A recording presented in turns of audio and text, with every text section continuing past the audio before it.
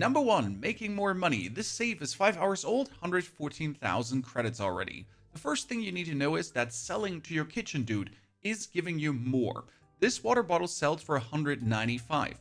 If I go up to my armor trader, it's 187. And if I actually go down to my weapon vendor, I sell for 187. It's not tons more, but it adds quite up a lot throughout your gameplay. And the second part would be the rarity of items. As you can see here, all my items have different colors that displays their rarity and therefore also how much they would be worth if I sell them. In order to make rarity visible, you just go to the workshop, scroll down and select the item value rarity display and then just subscribe. And before you press continue in the main menu, select mods and activate the one you chose. There are already 493 mods available, however the item rarity one was the most important one for me. Number 2, get yourself totems as soon as possible, especially the immune to bleed one. As you go into the open world and eliminate your fellow duckies, they drop the most important item they could, and that would be fading feathers. And also let's take the things that are actually worth money and never leave food on the table. With these feathers, you're going to head into the lower part of your bunker, and here you can gamble for totems. Don't be hesitant, don't save them up, simply gamble away, because those totems are quite amazing in boosting your character. I, for example, use one that says immune to bleed, which is probably the best out there. If you get this at a higher level, it also gives you damage reduction. You could also get largely reduced bullet spread, but there's one I like even more. That would be Ninja 2. Reduce sound transmission distance while running, having enemies not spot me as early as they usually do, and I can just stumble around the world like an idiot. And don't worry if you get a bunch of shitty totems. You simply go up to their workbench, choose a dismantle item, and you can break these down back to their feathers. Not the full 8. However, you will get some together. I will never need it increase perception. I will never need increase the effect of food, but I'll need those feathers back. If you don't have the dismantle yet, choose the upgrade and, well, don't forget to actually get the disassemble station, the fix station, and also the advanced processing plus the armor crafting. These are going to be 10 amount that you can actually, if you need to go for an equipment run, start with a level 2 body armor, steel helmet, SWAT helmet, whatsoever. Because you don't want to go in there naked, right? Which leads me kind of to number 3. Always have a set of armor in your warehouse that when you die, if you die, you go back not completely naked. No, you have a set of high quality armor. You preferably have one weapon as well to fight off stragglers, and then go pick up your gear. Don't forget to mark your items. What am I talking about? If we go for the skill enhancer, for example, and right now I would like to get myself the backpack master. You can hover over the respective items and with N mark them, and that will have them pop up in the open world with a heart symbol that this is something you need. This is something you're looking for a respective quest. How many times have I gone through the world and discarded an item despite actually needing it to either craft one of my buildings or to get an upgrade here over on the duck with the survival skills? Right now I am actually looking for a yogurt. I'm going to mark that. Or an upgrade from our Duckman. Physical training. I am currently looking here for a tuna can and water. And we got the ketchup plus the potato. And down here, another potato. Then we would need yogurt. Do your marking. Save yourself pain. Next up, keys and why you should never actually use them until you have built a certain item. That would be your key registration device.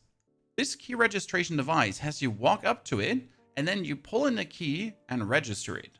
From this point onwards, you will automatically be able to use said key, and in your menu you can check which ones you have already.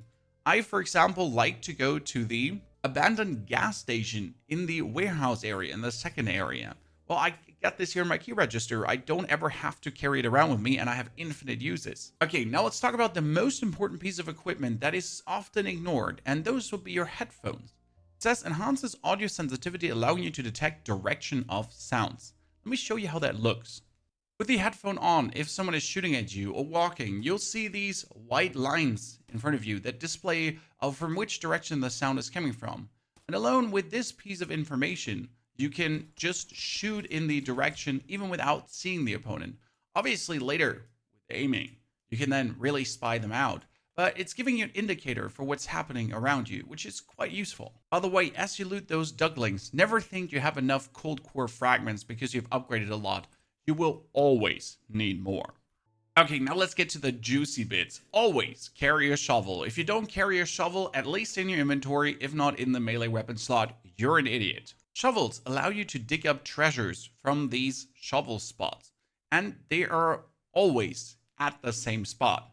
You can always go back here every single run.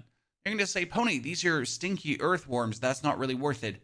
They are, especially in the beginning for a lot of money, but you can also find hard drives here, GPUs. Yes, I found multiple GPUs and they're always 10,000 money.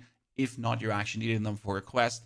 Shoveling is so amazing. And in the first map, if you actually shoveled there, you can always go up to our trader friend at the top, right away sell the things to him to build your cash pile that you can actually buy yourself a fancy weapon or some attachments for the gear that you're running currently.